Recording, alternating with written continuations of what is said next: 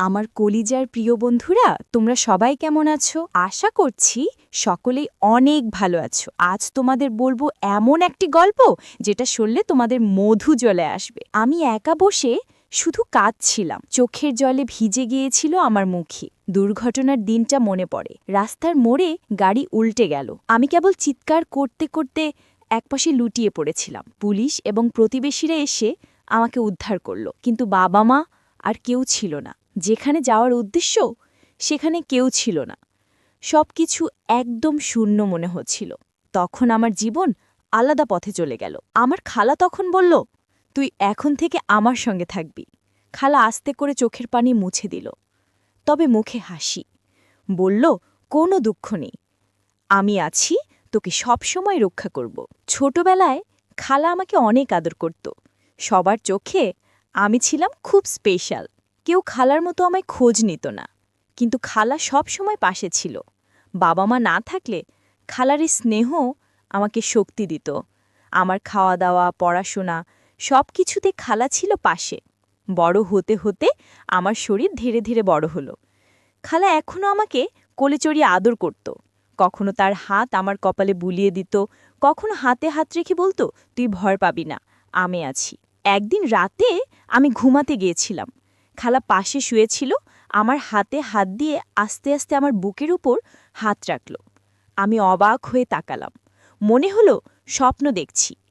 খালা হেসে বলল, চুপচাপ থাকিস, সব ঠিক আছে, কেউ জানবে না। আমার শরীর কেঁপে উঠল। চোখ বন্ধ করে শুধু শ্বাস নেওয়ার চেষ্টা করলাম। খালা আমার চুলে হাত বোলাচ্ছিল। আমি আর কিছু ভাবতে পারছিলাম না। রাতের নিস্তব্ধতায় শুধু আমাদের নিঃশ্বাস শোনা যাচ্ছিল। আমি বুঝতে পারছিলাম আজ রাতটা অন্য রকম হবে। খালা এমনভাবে আমার দিকে তাকালো, যার জন্য আমার হৃদয় ধকধক করতে লাগল। খালা ধীরে ধীরে আমার হাতে তার হাত রাখল। আমি অবচেতনভাবে হাত ধরলাম। তার স্পর্শে মনটা গলে যেতে লাগল। আমরা দুজন একে অপরের কাছে আরও কাছে চলে এলাম। আমি বুঝতে পারলাম এই রাত আর আগের রাতের মতো নয়। আমাদের সম্পর্কের মাঝে নতুন অধ্যায় এসেছে। খালা আমার কপালে চুমু দিলেন। আমি চমকে উঠলাম, কিন্তু চোখ বন্ধ করে রইলাম। মনে হচ্ছিল ঘুম আর আসবে না। আমরা দুজন ধীরে ধীরে একে অপরের পাশে মিলিত হয়ে শুয়ে রইলাম। হৃদয় উত্তেজনে ভরে গেছে। খালা আমার হাত শক্ত করে ধরে রেখেছিল, আমি সরতে পারছিলাম না। রাতটা শেষ হবার আগে আমি বুঝতে পারলাম আমার জীবনের সবচেয়ে বড় উত্তেজনা, সবচেয়ে বড় আবেগ সবকিছু একসাথে মিলেছে। এই রাতের স্মৃতি জীবনের এক অমলিন অংশ হয়ে থাকবে। বন্ধুরা, গল্পের আসল ঘটনা এখনও বাকি, তাই পুরো গল্পটি শোনার আগে এখনই চ্যানেলটি সাবস্ক্রাইব করে দাও প্লিজ। রাতে নিস্তব্ধতা ঘরের চারপাশে ভাসছে। আমি খালার পাশে শুয়েছিলাম, চোখ বন্ধ করলেও হৃদয়ে ধক ধক করছে। খালার হাত আমার হাতে রাখল। আমি অবচেতনভাবে হাত শক্ত করে ধরে রইলাম। তার স্পর্শে শরীর কেঁপে উঠছিল। খালা হেসে বলল, চুপচাপ থাকিস, সব ঠিক আছে। আমি শুধু শ্বাস নিতে চেষ্টা করলাম। আমরা একে অপরের কাছে আরও কাছে চলে এলাম। খালা আমার কপালে হাত বুলালো। আমি চোখ বন্ধ করে রইলাম। রাতের হালকা বাতাস ঘরে ভেসে আসছে। শুধু আমাদের নিঃশ্বাসের শব্দ শোনা যাচ্ছিল। আমি বুঝতে পারছিলাম এ রাত আগের রাতের মতো নয়। খালা আস্তে আস্তে আমার চুলে হাত বোলালো। আমি অবচেতনভাবে ঘুমানোর ভান করলাম, কিন্তু আমার ভেতর উত্তেজনা বৃদ্ধি পাচ্ছিল। আমি তার দিকে চোখ দিয়ে তাকালাম। খালা হালকা হেসে বলল, আজ রাতটা আমাদের স্মৃতিতে থাকবে। আমি অনুভব করলাম তার স্পর্শ আমার হৃদয় ছুঁয়েছে।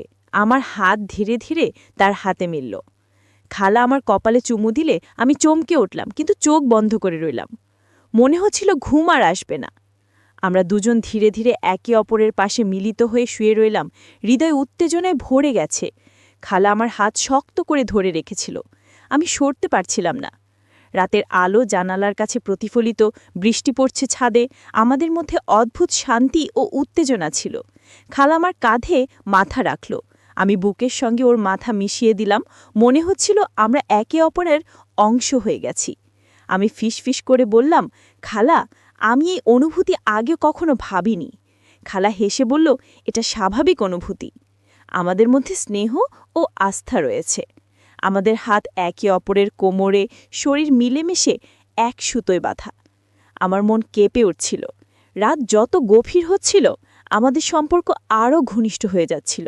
আমি বুঝতে পারছিলাম এই রাতের স্মৃতি সব সময় মনে থাকবে। খালা আস্তে আস্তে আমার গালে হাত বোলালো।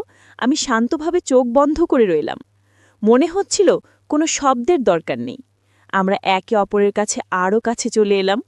খালা আমার হাত ধীরে ধরে রেখেছিল। আমার শরীর কেঁপে উঠছিল। রাতের শেষ দিকে আমরা দুজন ধীরে ধীরে শিথিল হয়ে গেলাম। শরীর আর মন পুরোপুরি শান্তি পেয়েছে। সকাল তখন হালকা আলো নিয়ে এসেছে। বৃষ্টি থেমে গেছে। ঘরের মধ্যে শুধু ফ্যানের শব্দ ভেসে আসছিল। আমি ধীরে ধীরে চোখ খুললাম। খালা পাশে বসে আমার দিকে তাকাচ্ছিল। হালকা হাসি মুখে রেখেছে। আমি তার চোখে চোখ দিলাম। মনে হলো আজও আগের মতো শান্তি নেই, একটা অদ্ভুত উত্তেজনা আছে।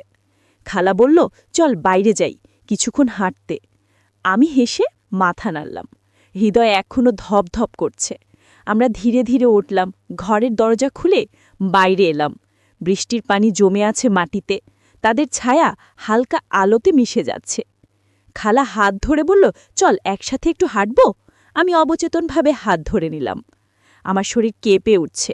বাতাস ঠান্ডা, আমাদের শ্বাস মিলেমিশে চলেছে। খালা আমার কানের কাছে ফিসফিস করে বলল, আজ রাতের মতোই বিশেষ লাগছে। আমি অবাক হয়ে তাকালাম। মনে হলো স্বপ্ন দেখছি, কিন্তু স্বপ্ন নয়, সব বাস্তব। পায়ের তলার শব্দ ভেসে যাচ্ছে, আমাদের নিঃশ্বাস মিলেমিশে এক ধরনের রিদম তৈরি করছে। খালা হেসে আমার হাত শক্ত করে ধরল। আমাদের কথোপকথন খুব কম, শুধু চোখের যোগাযোগ, শরীরের অনুভূতি বুঝাচ্ছে সবকিছু। আমি ফিসফিস করে বললাম, খালা, আজ কেন এমন করছো? খালা হেসে বলল, যখন তুমি বর হবে তখন বুঝবে। আমাদের হাঁটা থেমে গেল। খালা হঠাৎ আমার কপালে চুমু দিলেন। আমি চমকে উঠলাম, কিন্তু চোখ বন্ধ করে রইলাম। মনে হচ্ছিল ঘুম আবার আসছে না। আমরা দুজন ধীরে ধীরে ফিরে এলাম ঘরে। খালা আমার পাশে শুয়ে গেল, হাত আমার হাতে রেখেছিল। আমি অবচেতনভাবে হাতটা ধরলাম। রাতের শেষে আমাদের নিঃশ্বাস মিলেমিশে এক হয়ে গেছে। আমার শরীর কেঁপে উঠছিল। খালা আমার কপালে হাত বোলালো।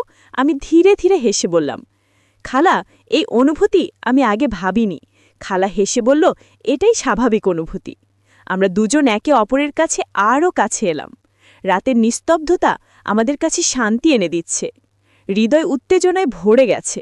আমি বুঝতে পারছিলাম এই মুহূর্তগুলো জীবনের অমলিন স্মৃতি হবে। আমরা ধীরে ধীরে ঘুমোতে শুরু করলাম। খালা আমার হাত শক্ত করে ধরে রেখেছিল। আমি শরীর শিথিল করে দিলাম। মনে হলো এই রাত যেন থেমে যায়।